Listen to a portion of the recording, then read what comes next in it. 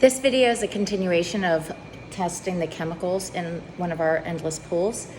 So the last video we showed we had really high pH and 0 chlorine. So I just added 1 cup of muriatic acid to bring the pH down and 4 cups of chlorine to bring the chlorine levels up. So I just tested the pH first and much better. So if you do a comparison of the lines here, you're gonna see it's about right at 7.5 is what we want whenever we're doing our pH testing. And the way that you really can check that out is by putting up the container right by the light.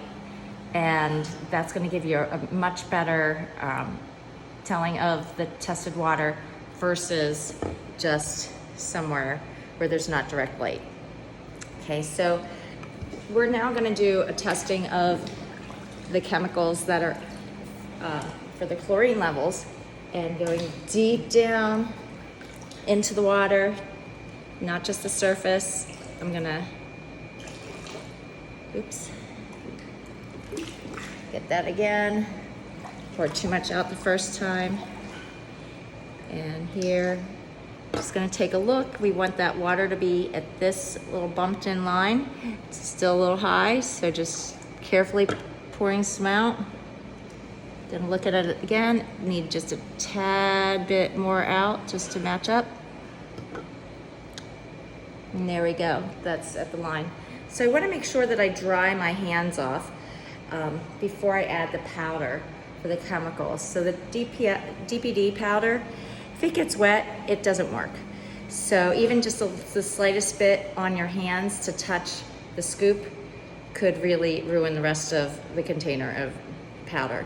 So you're gonna do 2 scoops of this powder. Getting as much off of that as possible. And then you're gonna pick it up and swirl it around. And see, that's pretty pink there. And we wanna get that so it's clear by adding drops of this solution with the yellow lid. And the way that I do it is instead of counting 1 drop at a time, when it's this dark, I do 5 drops at a time to start off. So 1, 2, 3, 4, 5, and then I swirl it around a little bit. And then 5 more, 1, 2, 3, 4, 5, and I swirl around a little bit more.